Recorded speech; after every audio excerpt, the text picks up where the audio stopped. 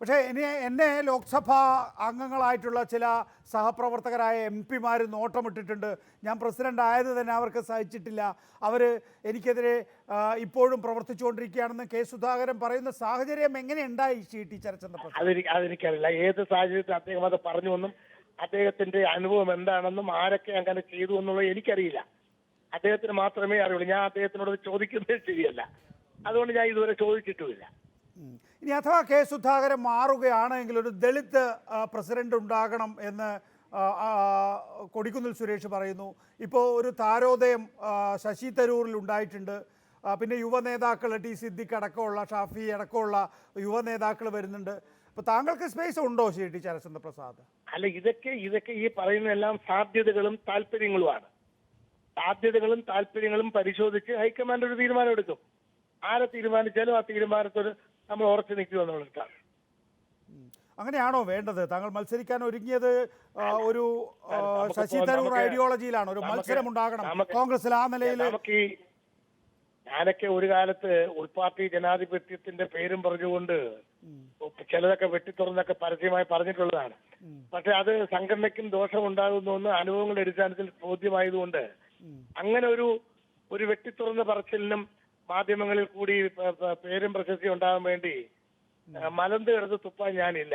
അതുകൊണ്ട് ഞാനിത് പാർട്ടി തീരുമാനിക്കട്ടെ. എല്ലാവരുടെയും ക്വാളിഫിക്കേഷൻ പാർട്ടിയുടെ കയ്യിലുണ്ട്. ഞാൻ എന്ത് ചെയ്തു, ഞാൻ എന്തായിരുന്നു എന്ന് പാർട്ടിയുടെ കയ്യിലുണ്ട്. കെ സുധാകരൻ എന്താണെന്നുണ്ട്, സുരേഷ് എന്താണെന്നുണ്ട്, ചെറുപ്പക്കാർ വരുമ്പോൾ എന്താണെന്നുണ്ട്, ഇതെല്ലാം ഉണ്ട്. പാർട്ടി ഇതെല്ലാം പരിശോധിച്ചിട്ട് പൊതുഗുണമുള്ള കാര്യം പാർട്ടി തീരുമാനിക്കട്ടെ. ഒരു ഒരുമിച്ച് പോകാന്നുള്ളതാണ്. ഒരു വിഴുപ്പലക്കലിന്റെ ആരോഗ്യം ഇപ്പൊ കോൺഗ്രസിനില്ല. ഇല്ല, വിഴുപ്പിളക്കാൻ പറ്റുന്ന ഒരു ആരോഗ്യത്തിലല്ല. വിഴുപ്പിളക്കാനൊന്നും പറ്റൂല. കാര്യം ദേശീയ രാഷ്ട്രീയവും സംസ്ഥാന രാഷ്ട്രീയവും അത്രയും അപകടകരമായി നീങ്ങിക്കൊണ്ടിരിക്കുന്ന സമയത്ത് ഒരു വിഴുപ്പലിന് പോകാൻ പറ്റൂല.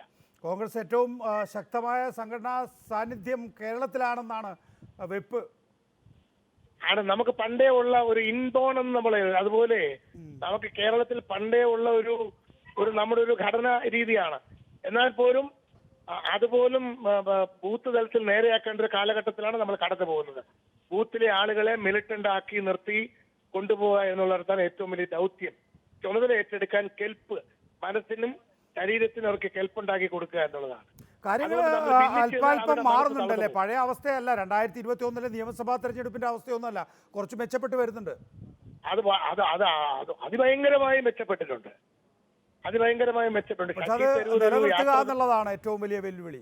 അതെ, ശശി തരൂർ യാത്ര തുടങ്ങിയപ്പോ അതിന്റെ പേരിൽ വാർത്ത വന്നപ്പോ നമ്മളെ ആക്ഷേപിച്ച CPM ഇപ്പൊ ഭീകരമായി ദ്വന്ദ്വ യുദ്ധമാണ്. രണ്ട് ഗാട്ടാ ഗുസ്തിക്കാർ തമ്മിലുള്ള യുദ്ധമാണ് ഇപ്പൊ ആരംഭിച്ചിരിക്കുന്നത്. ജയരാജനും. അതെ, രണ്ടുപേരും ഒന്നുകൊന്ന് ആരോ കിന്നരം പാർട്ടിയാണ് രണ്ടുപേരും. അപ്പൊ അത് CPM എവിടെ കൊണ്ട് എത്തിക്കുമെന്ന് അറിയില്ല. അല്ലെങ്കിൽ അവര് എന്താണ് തോക്കിനകത്ത് വെള്ളം എടുത്ത് ഒഴിച്ച് തണുപ്പിക്കേണ്ടി വരും. ആ യുദ്ധം കണ്ടു നിൽക്കുകയാണോ അതോ ഇറങ്ങി കളിക്കുന്നുണ്ടോ നിങ്ങൾ? അല്ല, അങ്ങനെ കണ്ടിരിക്കാൻ പറ്റത്തില്ല. ഉത്തരവാദിത്വം ഉണ്ട്. ഒരു ഗവൺമെന്റ് ആണ്. CPM എന്ന് പറയുന്ന ഗവൺമെന്റ് നയിക്കുന്ന പാർട്ടിയാണ്.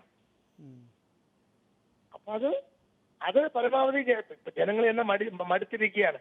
ഉമ്മൻചാണ്ടിയുടെ സമയത്ത് 30 രൂപയുടെ അരി 32 ആയപ്പോ സമരം നടത്തിയവരാണ്. ഇപ്പൊ ഇരട്ടിയായി.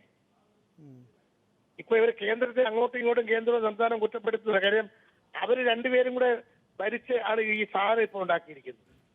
എല്ലാത്തിന്റെയും നിത്യോപയോഗ സാധനങ്ങൾ, ഉപ്പ്, പുളി, മുളക്, ജീരകം, ഉള്ളി, അങ്ങനെ പാവപ്പെട്ട അടുക്കളയിലെ സ്ത്രീകൾ ആ കാര്യത്തെക്കുറിച്ച് പറഞ്ഞു തുടങ്ങിയിരിക്കുന്നു. പക്ഷേ സമരങ്ങളൊന്നും വേണ്ടത്ര കത്തുന്നില്ല. അല്ല, സമരം എന്ന് പറഞ്ഞാൽ നമുക്കൊരിക്കലും CPM മോഡലിൽ വണ്ടി അടിച്ച് തകർത്ത് അക്രമമൊക്കെ കാണിച്ച് അങ്ങനെ ഒരു സമരമായിട്ട് പോകാൻ പറ്റൂല.